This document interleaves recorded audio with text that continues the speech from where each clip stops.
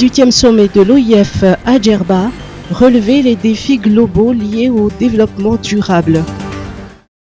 Une délégation malgache conduite par le Premier ministre Christian Tse a participé au 18e sommet de la francophonie à Djerba en Tunisie les 19 et 20 novembre. Ce sommet des chefs d'État et de gouvernement des pays francophones a particulièrement traité de la place du numérique au sein de la francophonie. À cette occasion, le Premier ministre Christian Tse a souligné lors de son intervention que le numérique est vecteur de développement. À ce titre, il a exhorté les pays de l'OIF à mettre en place des stratégies efficientes pour réduire les inégalités et la fracture au sein de la francophonie. Par ailleurs, en marge de ce 18e sommet de la francophonie, le général de corps d'armée Richard Akotinirine, ministre des Affaires étrangères par intérim, s'est entretenu avec M. Jiang Sung-min, premier secrétaire pour la future stratégie auprès du cabinet de la présidence de la République du Corée du Sud. La Corée est un modèle de développement pour Madagascar. À ce titre, plusieurs perspectives de coopération ont été abordées par le GCA, Richard Akotinirine, au cours de l'entretien, notamment le développement numérique et technologique, la sécurité et défense, la sécurité maritime, les défis environnementaux et le soutien aux jeunes à travers l'éducation. Les deux personnalités ont également échangé sur la coopération au niveau multilatéral afin de relever les défis globaux liés au développement durable, aux droits de l'homme, au changement climatique, au terrorisme et à la situation en Ukraine. UNICEF, l'inclusion pour chaque enfant.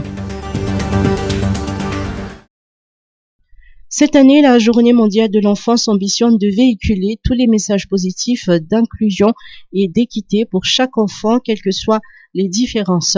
La lutte contre toute discrimination est appelée à prendre forme afin que l'enfant puisse grandir et s'épanouir dans un environnement sain.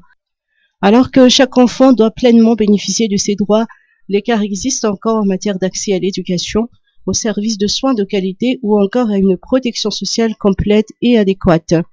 La Journée mondiale de l'enfance a coïncidé cette année avec l'ouverture officielle dimanche de la Coupe du monde de football.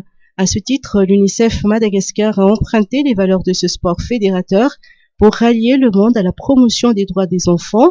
Un tournoi mini-foot à 7 a été organisé dans 3 villes de Madagascar, dont Ambovumbe, Fenirivest et Antananarivo, auquel près de 250 enfants ont participé.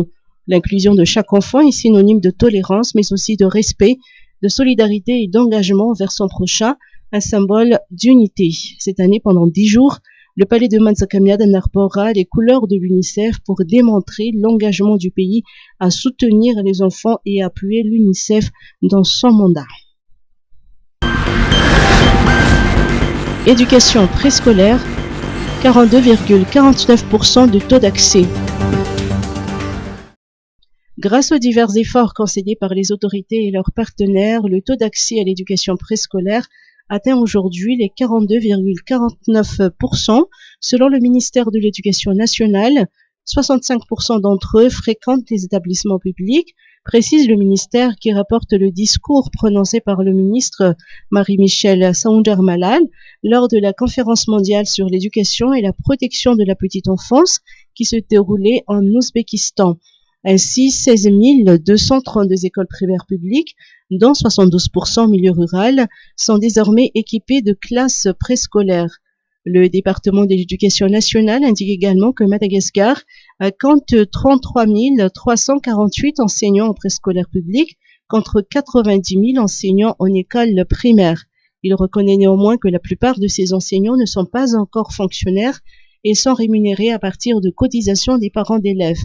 Par ailleurs, seuls 65% de ces enseignants ont reçu une formation spécialisée avant leur prise de fonction. Pour améliorer l'accès des enfants à l'éducation préscolaire, le gouvernement entend rendre obligatoire l'éducation préscolaire, du moins pour la dernière année qui précède l'entrée en cycle primaire.